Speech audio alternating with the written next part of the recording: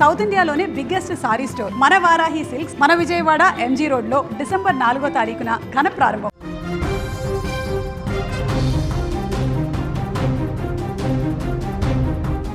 నాందేడు పరువు హత్య కేసులో బయటకు వస్తున్న మరో వీడియో ఇప్పుడు సోషల్ మీడియాలో కలకలం రేపుతోంది.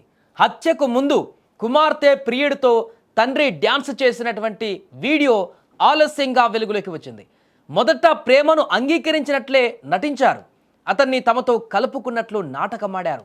అతడితో కలిసి డ్యాన్స్ చేసిన ఆ తండ్రే ఇప్పుడు అతన్ని పాలిట యముడయ్యాడు.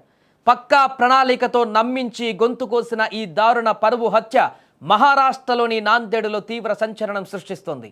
ఈ నమ్మక ద్రోహానికి కుప్పకూలిన ఆ ప్రియురాలు తన ప్రియుడి నిర్జీవ దేహానికి తాలికట్టి సమాజానికి ఒక నిశ్శబ్ద ప్రశ్నను సంధించింది.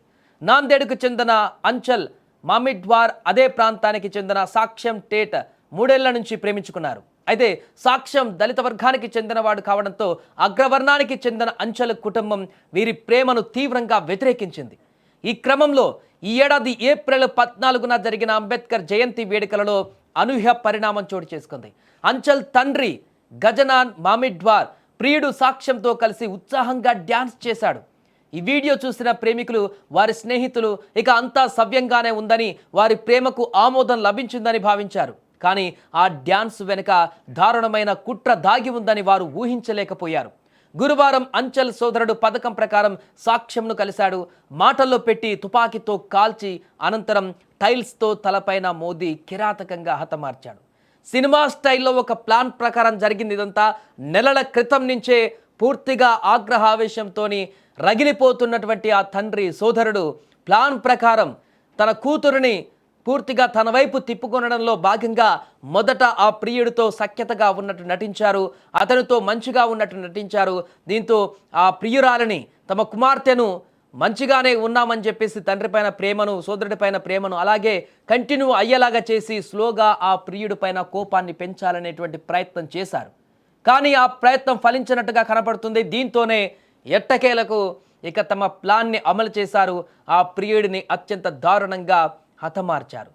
దీంతో ఒక్కసారిగా కంగు తిన్న ఆ ప్రియురాలు ఆ యువతి ఆ యొక్క చనిపోయినటువంటి మృతదేహానికే తాళి కట్టి సభ్య సమాజానికి ఒక మెసేజ్ పంపింది. ఒక ప్రశ్నను ఉత్పన్నమయ్యేలాగా చేసింది. ఆ తల్లి ఆ తండ్రికి అదేవిధంగా సోదరుడికి ఒక హెచ్చరిక లాంటి విషయాన్ని చెప్పి ఆమె స్టేట్మెంట్ని విడుదల చేసింది. ప్రస్తుతం రాష్ట్ర వ్యాప్తంగా మహారాష్ట్ర వ్యాప్తంగా ఈ యొక్క వార్త సంచలనంగా మారింది. హత్య జరిగిన నాటి నుంచి నేటి వరకు తీవ్రమైనటువంటి అక్కడ ఆందోళన కూడా మొదలైనటువంటి పరిస్థితి ఉంది. దీంతో తాజాగా మరొకసారి బయటకు వచ్చినటువంటి మరొక వీడియో అనేక విషయాలని బయటికి తీసుకువస్తుంది. తన తండ్రి ఆ యువతి తండ్రి ఎలా పథకం ప్రకారం ఒక ప్లాన్ ప్రకారం నెలల తరబడి ఆ యువకుడి పైన కోపాన్ని ఆగ్రహాన్ని అవన్నీ కూడా ఉన్నా కూడా లోపల దాచుకున్న ఒక పక్కా ప్లాన్ ప్రకారం ఏ విధంగా ఇక్కడి వరకు తీసుకువచ్చి హత్య చేశాడనే దానికి నిదర్శనంగా కనిపిస్తుంది ఈ వీడియో.